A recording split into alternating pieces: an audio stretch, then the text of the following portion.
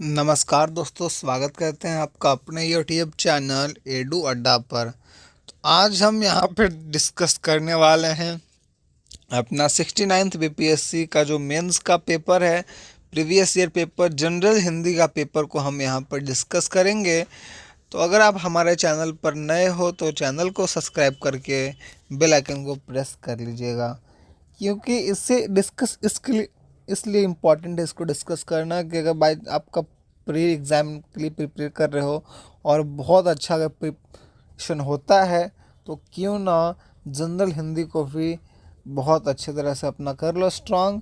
इसलिए हम यहाँ पर डिस्कस कर रहे हैं। चलिए देखते हैं सवाल किस तरह से होने वाले हैं। अपना 69 बीपीएससी का जो प्रीवियस ईयर है उसमें सवाल किस तरह से थे पिछले बार। यहाँ पे हम बात करते हैं, निम्नलिखित विषयों में से किसी एक पर लगभग 500 शब्दों में एक निबंध लिखें। ये आपके 6 टॉपिक हैं। इन 6 टॉपिक में से किसी एक पर निबंध लिखना है, चाहे वह टॉपिक हो। पहला टॉपिक यहाँ दिया गया है, युवा वर्ग का मादक द्रव्य सेवन, कारण और समाधान। यानी कि नशा के बारे में, जो द्रव्य सेवन करते हैं उसके क्या कारण हैं और उसका समाधान किस तरह से होगा युवा वर्ग में, इसके बारे में डिस्कस करना है, इस टॉपिक पर लिखना है। या फिर आप मातृभाषा का महत्व के ऊपर लिख सकते हो, या फिर जातीय हिंसा पर लिख सकते हो कि जो जाति दंगे वगैरह होते हैं, हिंसा होते हैं, उस पर लिख सकते हो। या फिर सबसे अच्छी टॉपिक है वसुधैव कुटुंबकम। आप देखो, वसुधैव कुटुंबकम जो टॉपिक है उसके बारे में पूछा गया है, जो पिछला 2023 वाला था कि भाई वसुधैव कुटुंबकम जो रखा गया था कि हमारे देश में बहुत अच्छा इनॉग्रेशन हुआ था। अब आगे देखते हैं, अपना आदिवासी जीवन और संस्कृति के ऊपर भी लिख सकते हो, या फिर भारतीय वैज्ञानिक की उपलब्धि। तो इसमें से मुझे लगा 2 से 3 चीज़ ईजी हैं आपके लिए करना। या तो आप मातृभाषा का महत्व कहो, या युवा वर्ग का मादक द्रव्य सेवन, कारण और समाधान, या फिर भारतीय वैज्ञानिकों की उपलब्धियां और जातीय हिंसा। मतलब ये 4 टॉपिक ऐसे हैं ना कि आप लिख सकते हो बहुत ही इजी वे से। हो सकता है वसुधैव कुटुंबकम आपको थोड़ा टफ लगे, या फिर आदिवासी जीवन और उनकी संस्कृति टफ लगे, लेकिन ये सारे टॉपिक इजी हैं। अगला देखते हैं क्वेश्चन नंबर 2 की ओर। एक शीर्षक दिया हुआ, देखिए अपना कहानी दिया हुआ है कि लिखा हुआ है कि 1/3 शब्दों में सार लिखते हुए उसका उपयुक्त शीर्षक दीजिए। थोड़ा सार को पढ़ लेते हैं। जिंदगी के असली मज़े उनके लिए नहीं हैं जो फूलों की छाह के नीचे खेलते और सोते हैं, बल्कि फूलों की छाह के नीचे अगर जीवन का कोई स्वाद छिपा है तो वह भी उन्हीं के लिए है जो दूर रेगिस्तान से आ रहे हैं, जिनका कंठ सूखा हुआ, ओठ फटे हुए और सारा बदन पसीने से तर है। पानी में जो अमृत वाला तत्व है उससे वह जानता है जो धूप में सूख चुका है, वह नहीं जो रेगिस्तान में कभी पड़ा ही नहीं है। सुख देने वाली चीज़ें पहले भी थीं और अब भी हैं।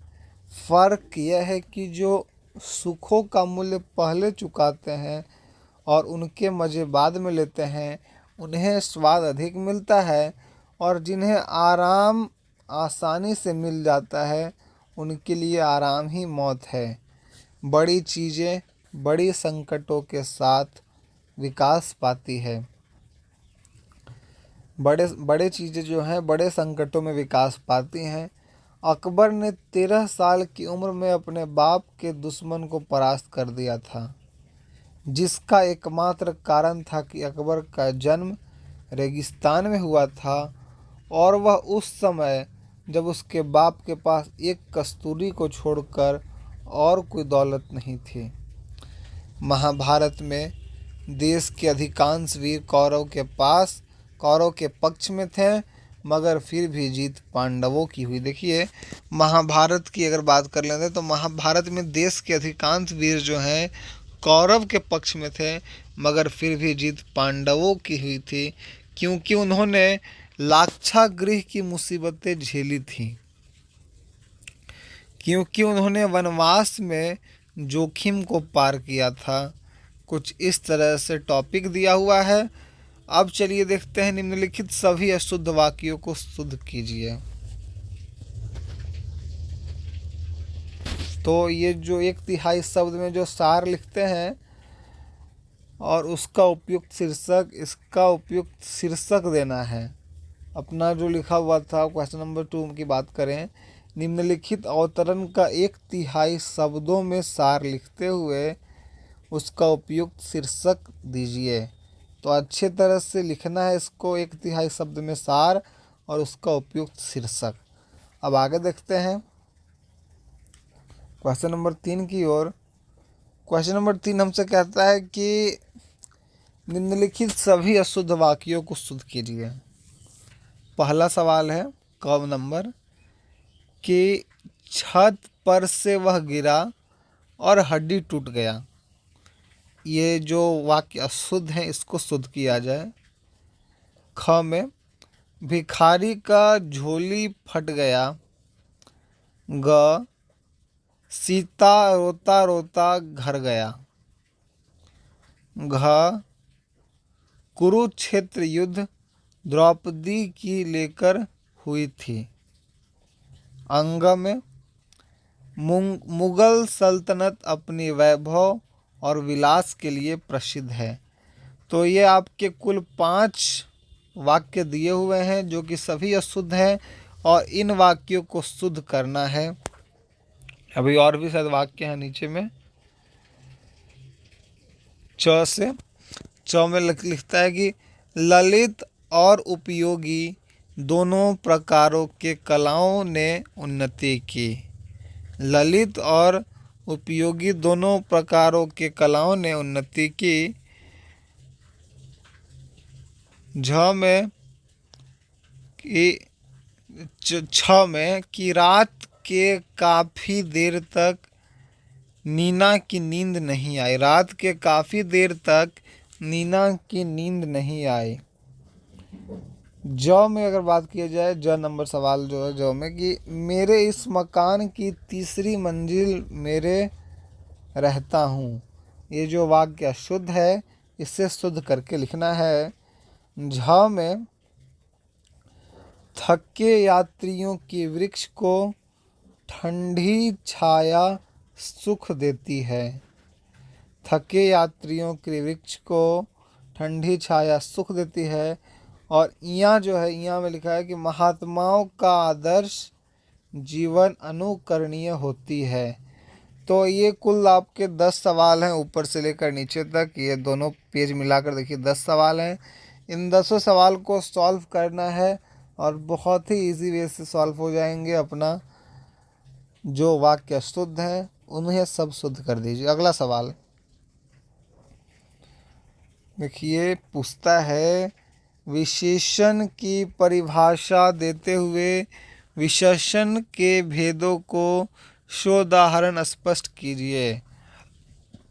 चौथा नंबर सवाल है कि विशेषण की परिभाषा देते हुए विशेषण के भेदों को शोधाहरण स्पष्ट कीजिए। बहुत ही इजी है विशेषण का परिभाषा और विशेषण के भेद, उसको उदाहरण सहित स्पष्ट करने के लिए।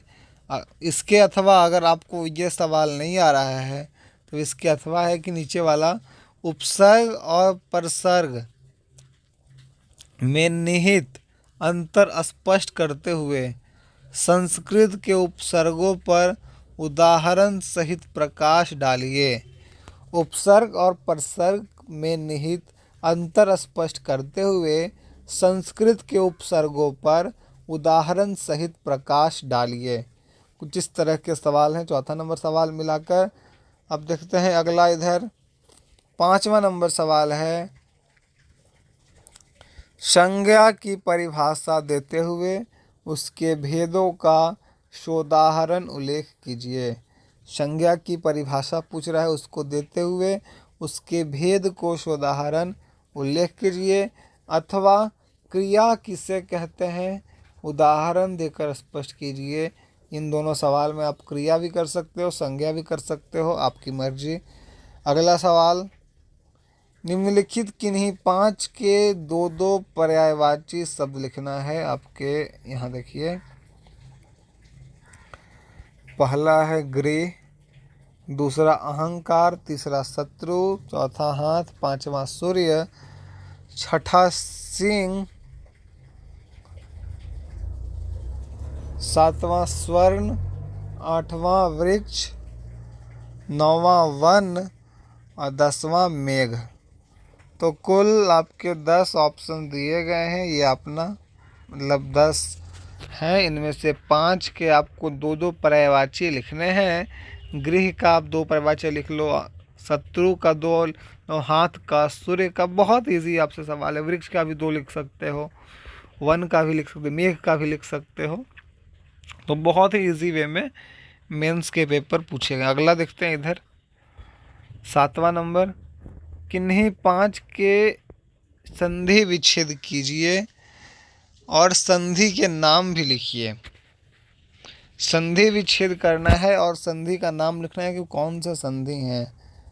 पहला सवाल उद्धत, दूसरा कुलांगार, तीसरा निष्पेषित, चौथा वार्धक्य, पांचवा दशानन, छठा जलाभिषेक, सातवां प्रौद्योगिकी, आठवां पुनरागमन, नौवां प्रत्याख्यान और 10वां चिन्मय। इनमें से किसी का 5 का संधि विच्छेद करना है और उस संधि का नाम लिखना है। अगला सवाल देखते हैं, काल की परिभाषा देते हुए उसके भेदों को सोदाहरण बताइए, उदाहरण सहित उसके भेद को बताइए। काल का परिभाषा देते हुए, काल की परिभाषा देते हुए। अब अगला देखते हैं सवाल, यहाँ पर 9 नंबर सवाल है कि निम्नलिखित में से किन्हीं 5 का विलोम शब्द लिखिए। पहला सापेक्ष, दूसरा साधारण, तीसरा साक्षर, चौथा सुगंध, पांचवा सुलभ, छठा सुपुत्र, सातवां संकीर्ण, आठवां संयोग, नौवां स्वार्थ और 10वां स्वदेशी। इन 10 में से सिर्फ 5 का विलोम शब्द लिखना है। 5 शब्दों का उठाकर विलोम शब्द लिख देना है। अगले सवाल की ओर, क्वेश्चन नंबर 10, हिंदी में वचन कितने प्रकार के होते हैं, उदाहरण सहित लिखिए।